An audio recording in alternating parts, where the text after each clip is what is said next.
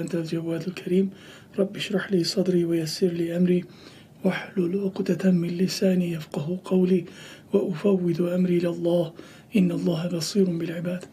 اللهم صل صلاة كاملة وسلم سلاما تاما على سيدنا محمد الذي تنحل به العقد وتنفرج به الكرب وتقضى به الحوائج وتنال به الرغائب وحسن الخواتم ويستسقى الغمام بوجهه الكريم وعلى آله وصحبه في كل لمحة ونفس بعدد كل معلوم لك. اللهم إنا نسألك الهدى والتقى والعفاف والغنى. اللهم إنا نسألك العفو والعافية والمعافاة الدائمة في الدين والدنيا والآخرة. توفنا مسلما وألحقنا بالصالحين. اللهم إنا نسألك علما نافعا وقلبا خاشعا ولسانا ذاكرا وشاكرا وتوبة نصوحا. ربي يسر ولا تعسر، ربي تمم بالخير، ربي زدني علما وفهما وألحقنا بالصالحين. يا حي يا قيوم يا حي يا قيوم يا حي يا قيوم برحمتك استغيث، لا حول ولا قوة إلا بالله العلي العظيم. أما بعد، السلام عليكم ورحمة الله وبركاته. My respected brothers and very respected sisters, welcome to our Sunday evening fiqh class, where we go through the essential Islamic knowledge series. Now we are going through the book of purification, the Kitab al-Salat, and we have covered some grounds. Inshallah, we shall continue from the place that we've left off. We will inshallah stop around 8:15, just before Maghrib, and so we can get ready for Maghrib inshallah ta'ala. That's our intention, and I will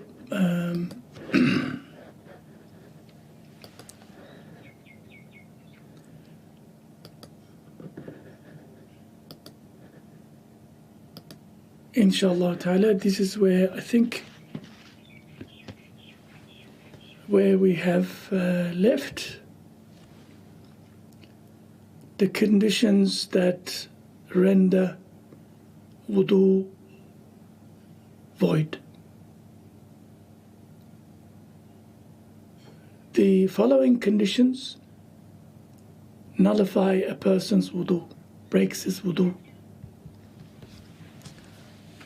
And something that everybody should know and will know. We are taught at a younger age, anything that comes out of your private parts, any excretion of any kind, whether it is urine, whether it is feces, or whether it is passing wind, will break your wudu. However, many people know this, but some people do not know the following.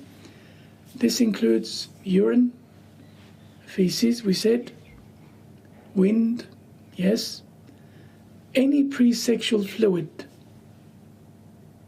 of both sexes, male and female, semen, and female sexual fluid. If a person were to feel some wetness, that they know that they are, they're producing this particular liquid, male or female, that breaks your wudu. For you to have ghusl, that's a different rule altogether, total ablution.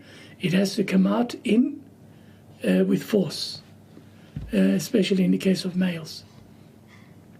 But if it's something that oozes out for some reason, and we also went and explained the types of fluids that emanate, especially from a male, mazi, madi, wadi, we looked at these and explained earlier.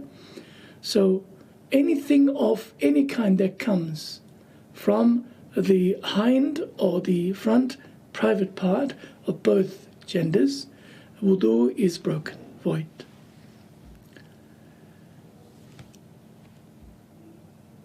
Besides the front and hind private parts, from any part of the body, that impurity which comes out from any part of the body and that flows to a place on the body which must be washed first in order to perform wudu or ghusl. Let me explain this a little bit more. We said blood is something that is commonly occurs, or pus that a pimple that you burst, so to speak, that comes out. In terms of blood, if the blood is such a small amount and it did not break its barriers, and that blood is dried up, congealed, in that case, nothing happens to your wudu. But the moment it breaks its barriers and begins to flow onto the skin, if the amount is enough to cover your thumbnail space, yes? In other words, if you were to smudge it and it'll cover to enough to paint with the blood your thumbnail space, then your wudu breaks. This is according to Hanafi school. In Shafi school, it's a different rule altogether. Blood has to be really flowing profusely. In that case, then it breaks the wudu. But normally, just a little flow of blood, even if it's flowing down your leg or feet, does not break your wudu in the Shafi school. But in Hanafi, it does. Any form of other fluids that come from the body, come out of the body, during menstruation, hayd of women, post-child bleeding, nifas of women, break wudu, and also make it necessary to take ghusl. In the case of menstruation, and when the menstruation stops, and when the hayd stops, the hayd stops and the nifas stops. Even if there is no blood, very rare, but it happens amongst the women. Once they give once they give birth, they don't have any bleeding. They don't have to wait for the maximum period of 40 days, 6 weeks, so to speak. And if there is no blood, then immediately she can take ghusl. She gave birth, in other words, and she needs to start doing her salat. But because automatically your wudu is broken, that's why it is mentioned here that any menstrual blood or nifas, post-bleeding blood, that breaks your wudu as well as necessitates ghusl for a person. Then blood or pus which oozes to the surface of a wound. Pus or blood, anything that is liquidish, any abscess of any kind, and congeals, becomes hard, without flowing out over the surface, will not break wudu, as I mentioned earlier. Also, vomiting breaks your wudu. A mouthful, more than a mouthful, not just a little piece coming out, but you feel nauseous and you cannot control, the whole thing comes out. In terms of fasting, if you were fasting, the mouthful, not self-induced, not that you forced yourself to vomit, yes, does not break your fasting, does not make you, but if you were to force yourself to vomit, even a little bit comes out, it breaks your fasting. So you need to be careful of this one also, inshallah. When the time of Ramadan or the book of fasting comes, inshallah, in our series, we'll go through and revise all of the rules in this regard, inshallah ta'ala. Of course, according to the main student of Imam Azam Abu Hanifa, Qadi Abu Yusuf, if a mouthful of phlegm, it is not blood but phlegm, that you have, you've got a cold, or you've got a sore throat, or you had a difficulty in sleeping at night, in the morning a phlegm comes out. You really, when you spit it out, a phlegm comes out. In this case, the phlegm does not break your wudu. However, If your gums are bleeding, or your tongue is bleeding, or you have ulcers in your mouth, where you need to check. What are we checking? When you spit and you look, either in the sink or in your hand, whatever the case, you look at the blood contents of that saliva. If it's more than 50%, more than half, in that case, your wudu is broken. But if it's just a little amount in comparison to total amount of phlegm that came out of your mouth, then your wudu does not break. That blood does not break your wudu at all.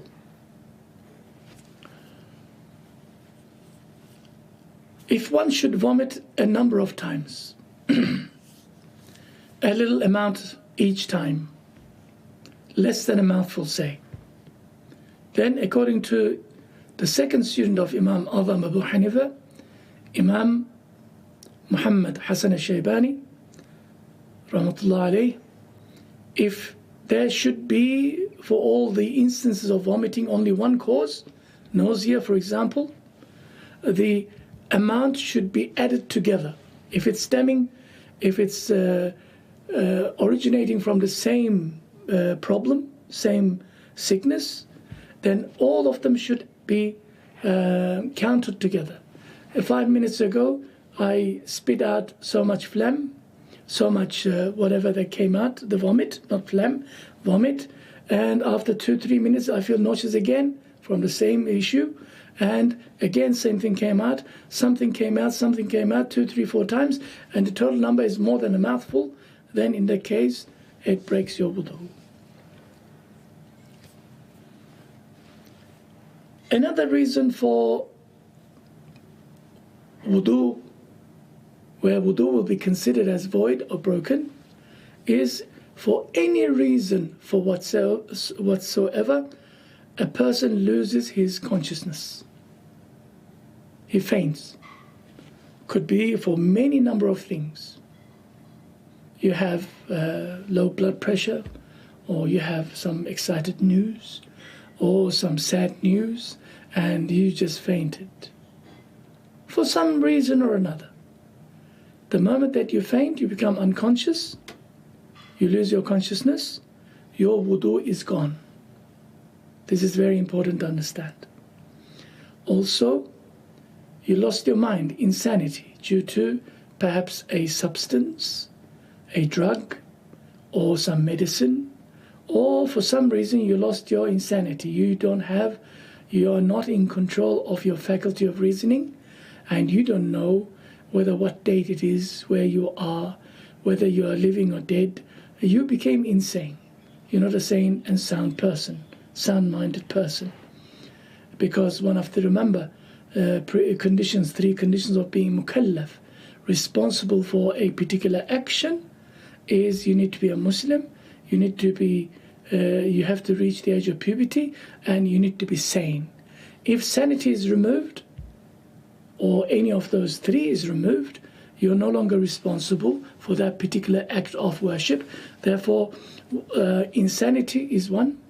If you are intoxicated, you feel so drowsy that you don't know what is going on, yes, but intoxication is due to alcohol or some substance abuse, and sleeping, because once you sleep, although you are alive but you are not awake, you are not in a state of awareness, you don't know what's going on, you are in a sleeping state, perhaps in a REM state or otherwise, it invalidates your wudu. But in terms of sleeping, there are further rules, whether it breaks your wudu or not. Sleeping either on your back, just for 2 minutes, man, 30 seconds, I feel I'll be okay. You lie down on the bed, on your back, or on your side, just curl up. So precious, beautiful sleep, that moment. Or you're propped up against something, you are leaning against something, a wall, a chair, something, a big pillow cushion, whatever the case is, If any of these were to be removed while you are in that state of sleeping, you fall, in other words, you're really sleeping, that breaks your wudu.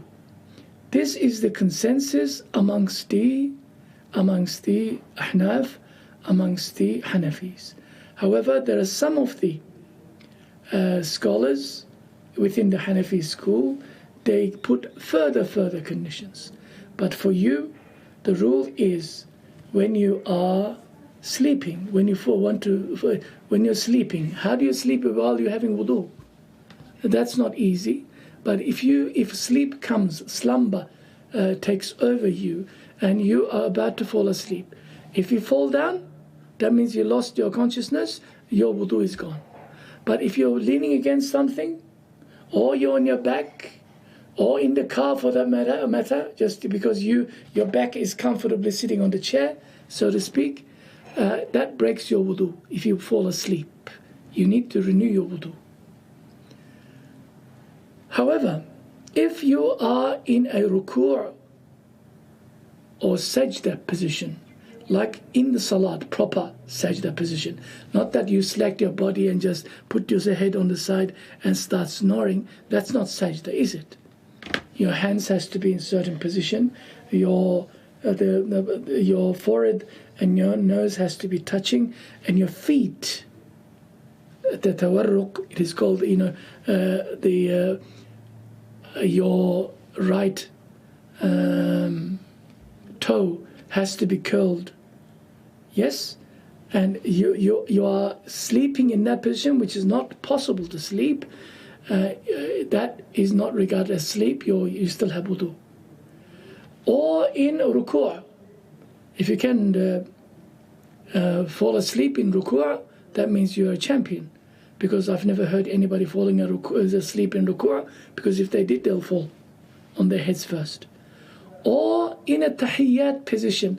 Remember where you say Ashhadu an la ilaha illallah, where your feet is properly established, like in salat, the way I mentioned before, your right toe is standing, and you're sitting on your left, and you are in a salat position, that you're sitting on your knees. In other words, that if you were to fall asleep, which is almost impossible, because that curled up the toe, and that will keep you awake. Have you ever seen people when somebody is so-called semi-conscious and unconscious? The doctor who wants to check you whether you are alive or not, what he does is that with a little sharp object, not cut, sharp object, will touch that particular position, just the root of your big toe. He will just put a sharp, perhaps a little needle.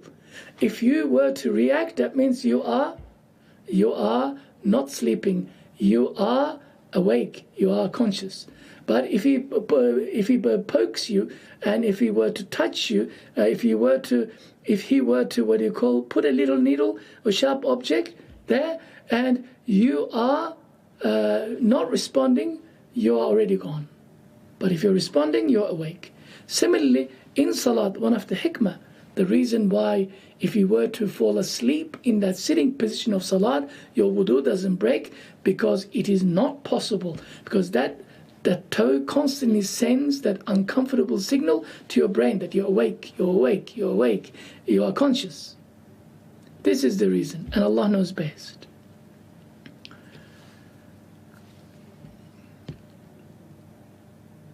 Sleeping in a standing position or sitting position, as we said, without any kind of prop, or in the prescribed sunnah position of ruku' and sajda, will not break your wudu.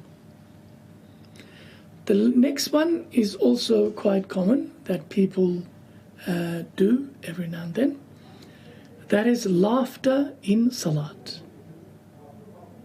There are rules and regulations in this regard also.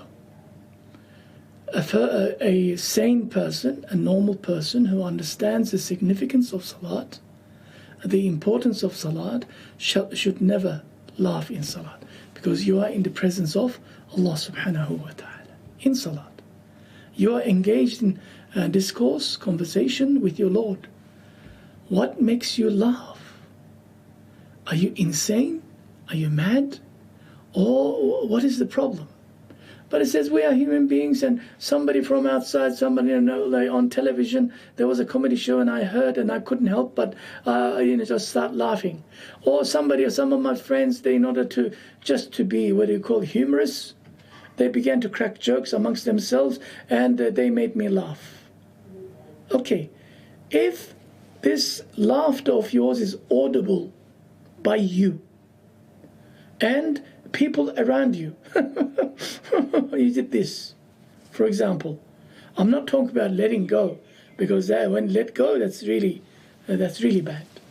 If it's heard by somebody, including yourself, something that is audible, sound, then your wudu automatically breaks. But if you just smiled, you are holding a laugh and you don't laugh, no sound, nothing audible comes out, in that regard, that wudu is not broken. You can continue with your salat. You shouldn't do it, but if you were in such a position, that precarious position that you were forced into, just maybe a smile. But smile does not, as long as you don't hear anything of your own voice, your own sound, doesn't break your wudu at all. We're talking about, there is also a condition that this breaking of wudu has to be in a salat that where ruku' and sujood is also part of the salat.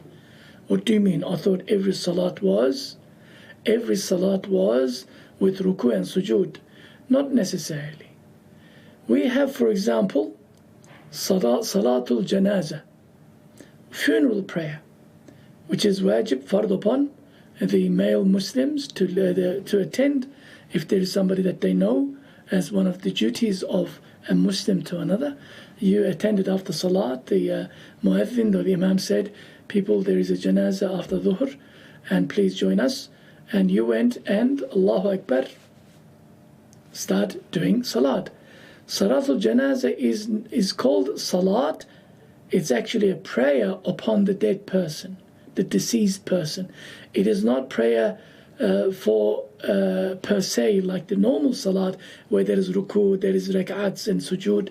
No, this is just standing up position 4 times Allahu Akbar, and in between that there are some du'as that you read that's prescribed in the sunnah of Nabi Sallallahu Alaihi Wasallam. That's called salatul janazah.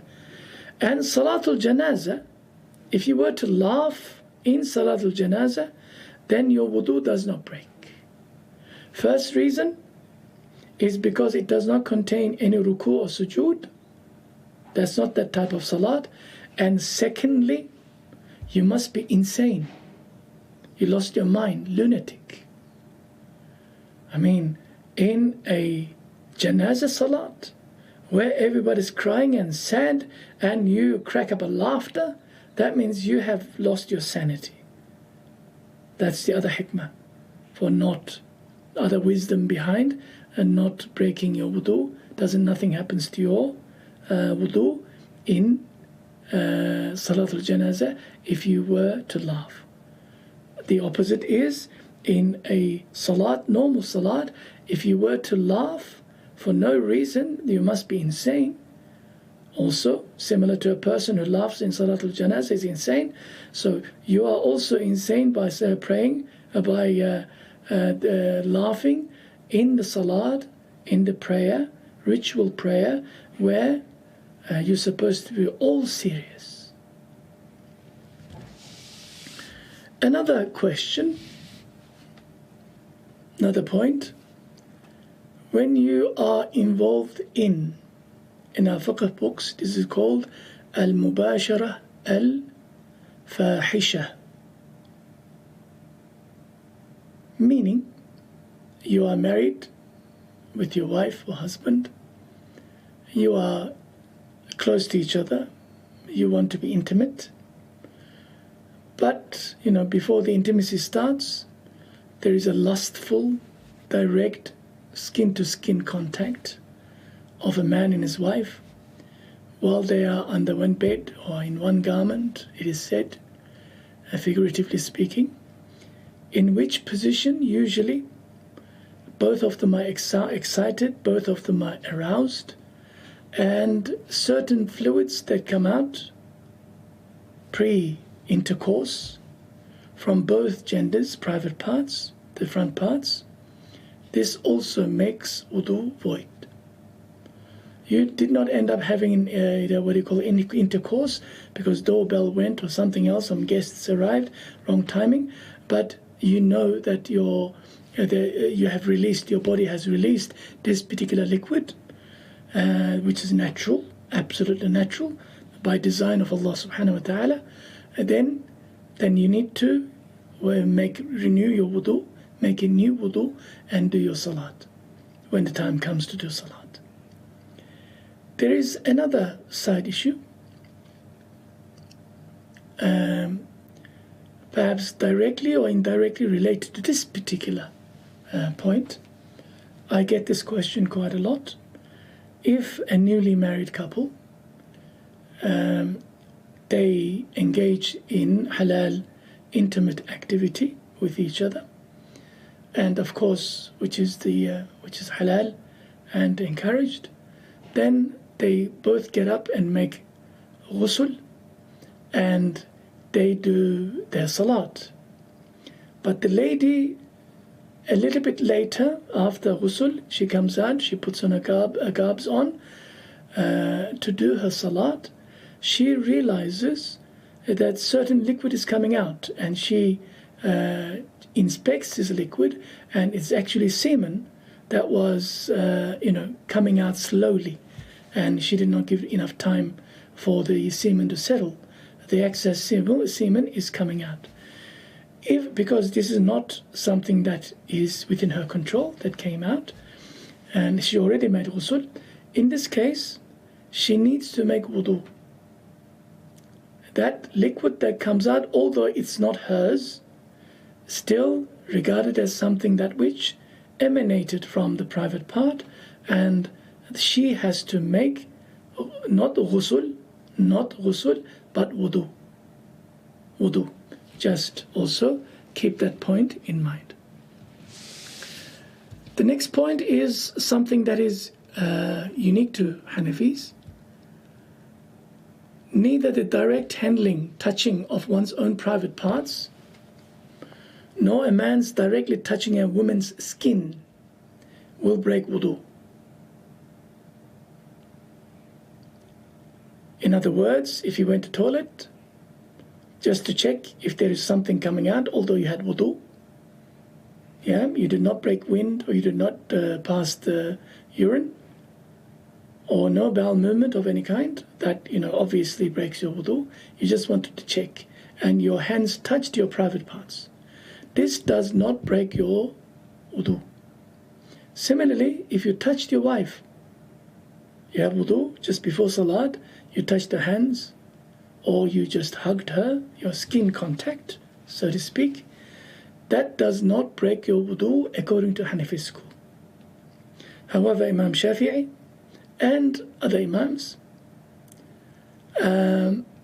contacting even your halal wife, skin contact, touching hand or touching skin, bare skin, will break your wudu, if you have wudu. Or if you touch your private parts whilst you're having wudu, also breaks your wudu. This is something that some of the differences between the school of thoughts, they're all right according to their own dalils.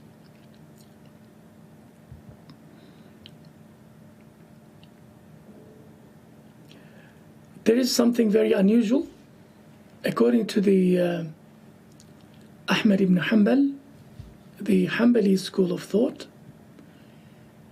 Eating camel meat breaks one's wudu. So for those brothers who are Hanbali, you need to keep this particular rule in mind, and they will teach you anyway when you're learning the Hanbali fiqh in terms of ibadat, operational ibadat, and you need to keep that in mind. Having said all these differences between the madhahib, it is observing prudence is the best way. What does that mean?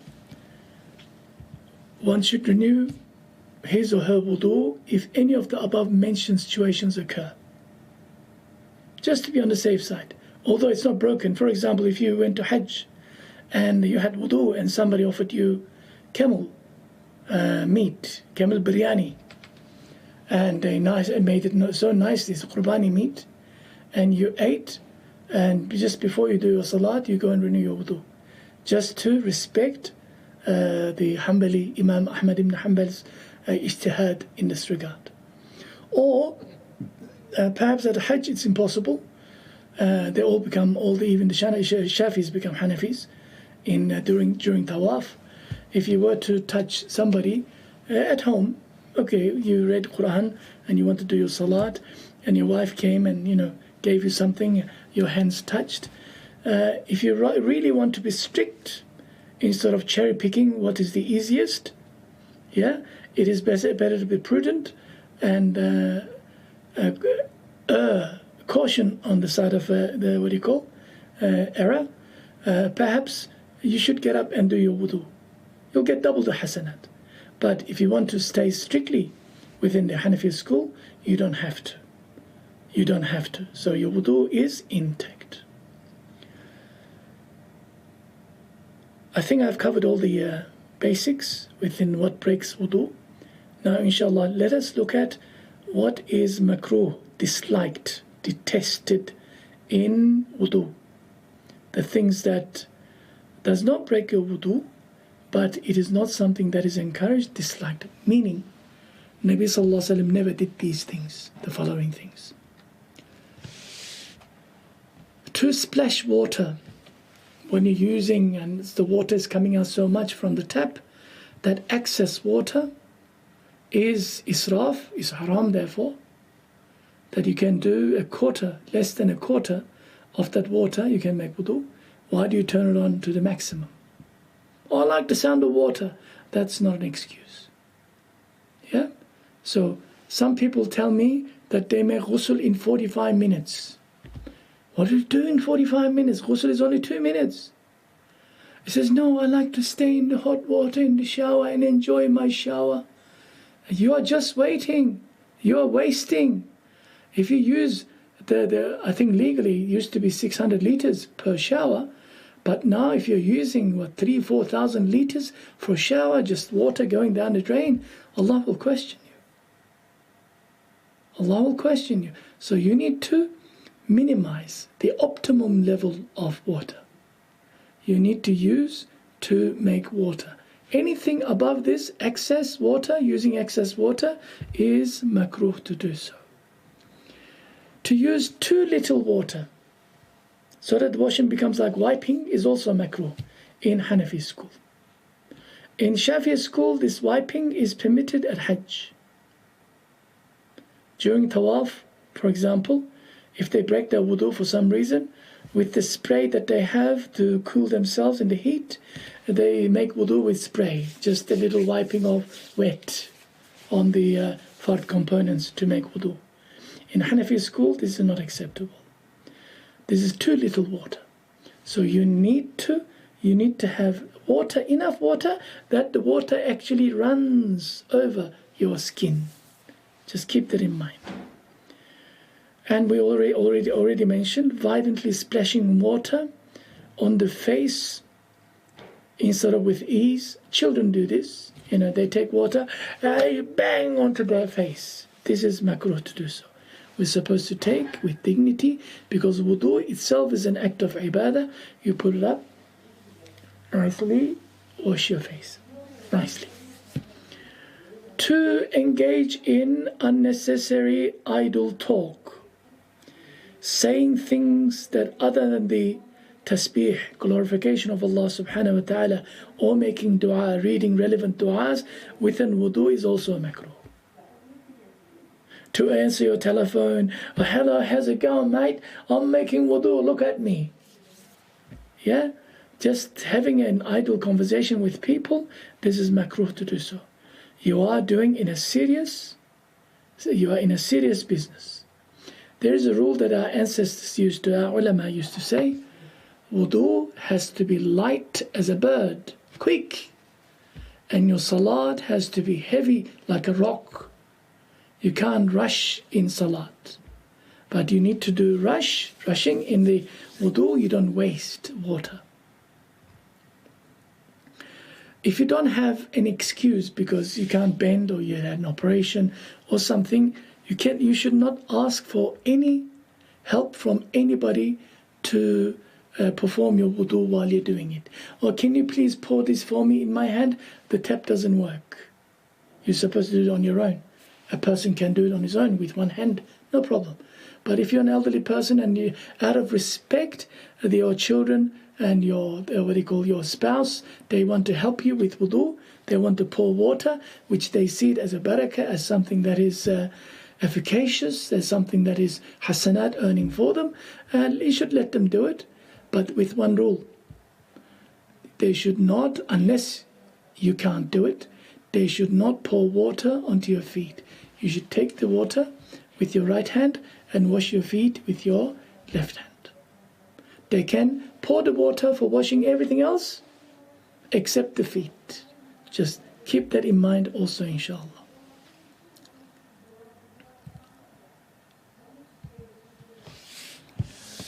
The wiping the head 3 times is also makruh. Somewhere you heard that it is sunnah to make things in odd numbers, 3. And since everything is 3, you're washing your face 3 times, arms 3 times, feet 3 times. Why not? You made ijtihad on your own. And you have made your wiping of your head, yes, 3 times. This, you have actually committed a sin. Because Nabi Sallallahu Alaihi Wasallam never did this 3 times. Everything that is prescribed to us in terms of making wudu and not doing things in wudu all comes from the sunnah of Nabi Sallallahu Alaihi Wasallam. Otherwise, we cannot just, because it makes you feel good, you can't increase the number of washings on your face or your feet more than 3. That will be israf. That will be waste. So you need to stick to the numbers. Why the numbers 3, not 7? Why not 15? Why not something else? I have no idea for that question. I have got no clue. You should ask directly to Rasulullah Sallallahu Alaihi Wasallam. Why do we pray Dhuhr 4 rak'ats? Why do we pray Fajr 2 rak'ats, fard? Is there a particular reason? Why Maghrib 3, man? These are all came to us with the nur of prophetic guidance from Rasulullah Sallallahu Alaihi Wasallam. So he's the one, he's the Sharia, he's the one who brought this religion to us. He received it that way, he learnt it that way from Jibreel alayhi salam, and he practices that way, and it is passed on to generations after generations to us, and we shall do it, and all the Muslims until Qiyamah will perform their wudu in that manner, and the things that breaks their wudu also breaks our wudu, and it will also continue to break the wudu of the people who come after us. This is wudu. Inshallah, there is one particular topic more that I want to discuss with you, but not today. This is an issue that causes so much controversy amongst the new generation Muslims who took the religion into their hands rather than relying on fiqh, on the books of our mashayikh, of our teachers, mujtahid imams. That is the issue of wiping over the socks, footwear, khuffain. We will inshallah look at in detail next week this particular issue. Jazakumullahu khairan for joining us this evening. May Allah subhanahu wa ta'ala bless us with beneficial knowledge, accepted practices of the deen with sincerity, inshallah. Allow us to live as Muslims, die as Muslims, a person of an agent of goodness and khair. May Allah subhanahu wa ta'ala protect all of us, all of our loved ones, from the evils of our own selves as well as our environment. May Allah subhanahu wa ta'ala allow us to die in a state of iman and allow us to become neighbors to Rasulullah sallallahu alaihi wasallam in Jannatul Firdaus al-A'la. Jazakumullahu khair al-jaza wa akhiru da'wana and alhamdulillahi rabbil alameen. سبحانك اللهم وبحمدك نشهد أن لا إله إلا أنت وحدك لا شريك لك نستغفرك ونتوب إليك والسلام عليكم ورحمة الله وبركاته اللهم صل على سيدنا